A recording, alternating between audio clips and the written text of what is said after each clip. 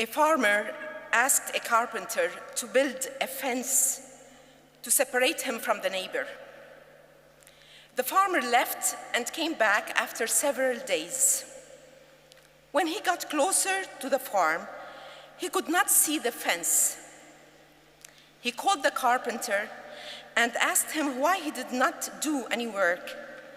And the carpenter said, "I did. I discovered while working that you were building a fence because you have problems with your neighbor. So instead of building a fence, I built a bridge.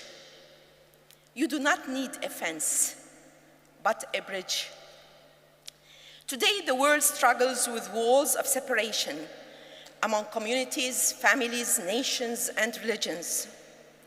The last year and a half, the coronavirus opened our eyes to the need of healing, not merely physically, but even in facing the new reality that we are captured with. The word healing became central to our daily life and expression.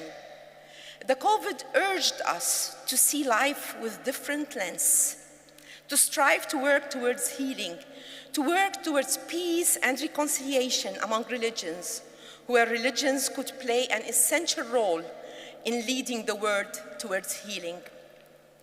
The question remains, how can we join efforts towards healing?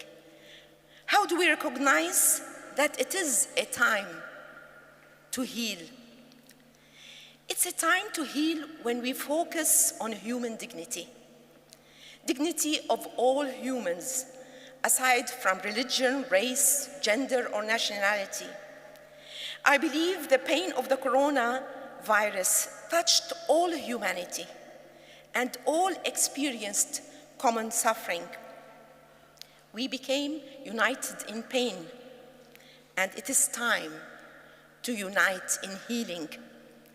We are gathered today to focus our eyes on how to lessen the pain of every human, and how religion can be a tool for preserving the dignity of all suffering, marginalized, whether it's in the line of the gender, class, race, and other forms of discrimination and prejudices. It is time to heal when we work together for justice. Perhaps a good place to begin would be to look at the question of what implications does our gathering today provide for justice.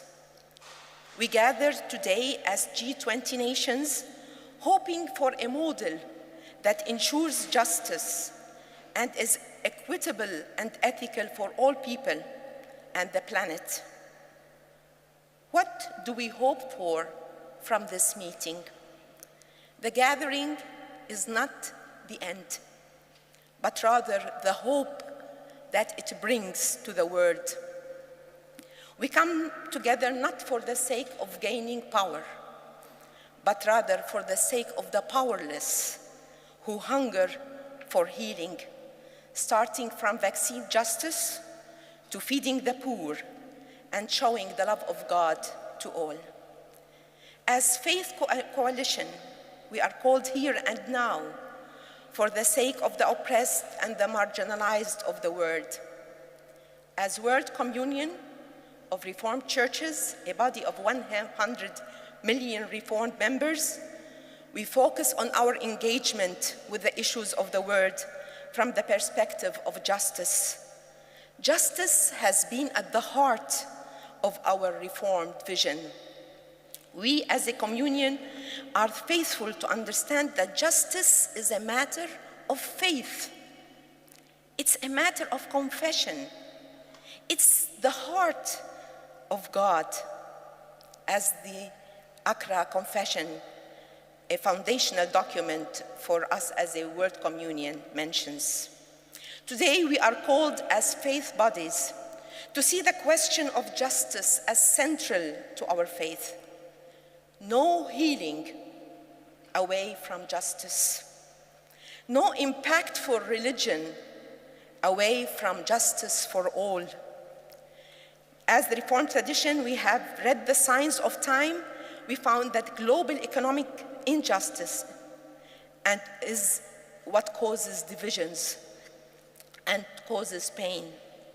Today, we come together as religions and secular leaders to deal with the causes, not the outcomes. And economic justice is one important cause for pain and division.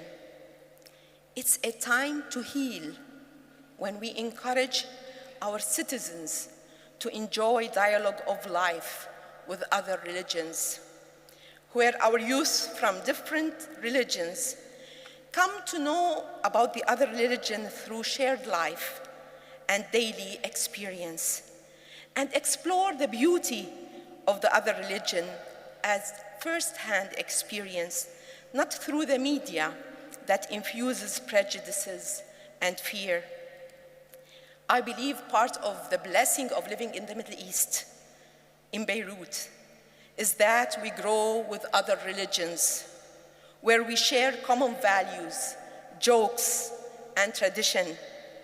We grow together in the same school and know that the other person is my brother and sister of humanity. War and divisions in the Middle East is not due to religions. Religions do not divide, but rather the abuse of religion is what distorts the beauty of other religion, triggered by political agendas or pragmatic aspirations.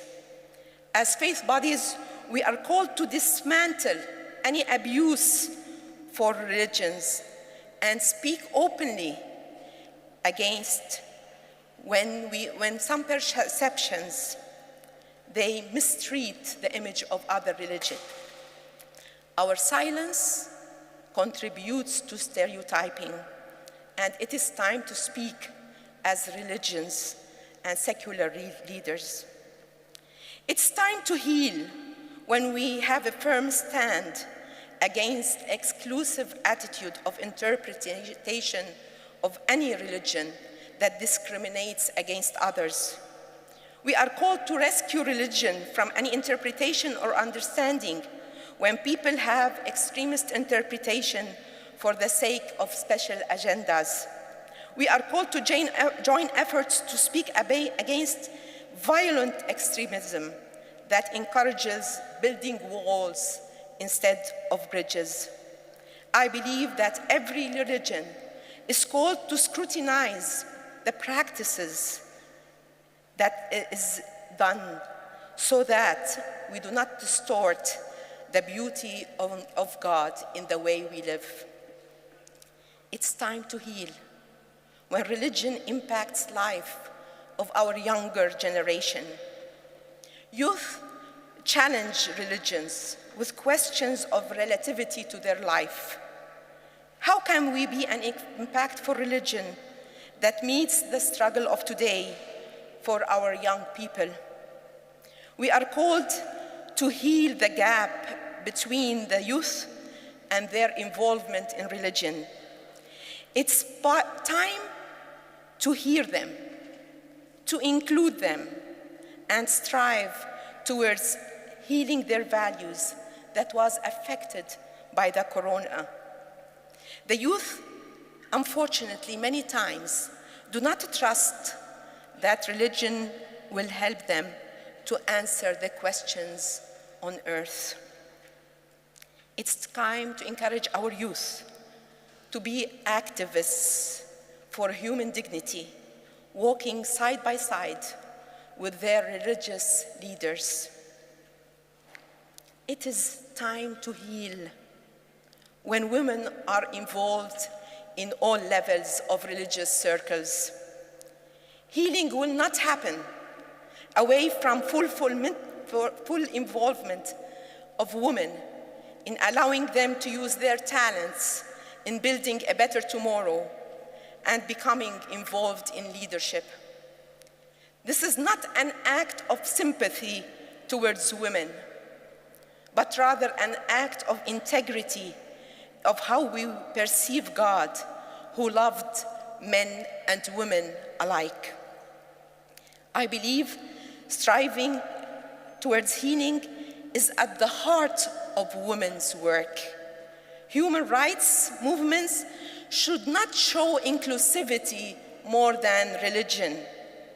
In this meeting, I was touched with clear voices in several sessions asking to include women and youth in the process of healing. I hope that practical steps ought to encourage us on our road to healing, starting from just participation to hearing the voice of women in such gatherings, those who are affected most by the pandemic and beyond. Finally, I want to say, working towards healing calls for urgency.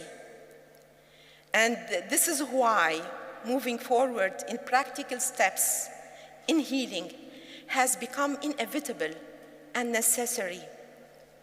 I think every day of the women of Afghanistan who pay the highest price in the change that happened. Every delay in actions means that more lives will be lost and more dreams will be assassinated. I say this, that we need accountability barometer to measure our progress on issues and where we have created change. As religious leaders, we are called to learn how to ensure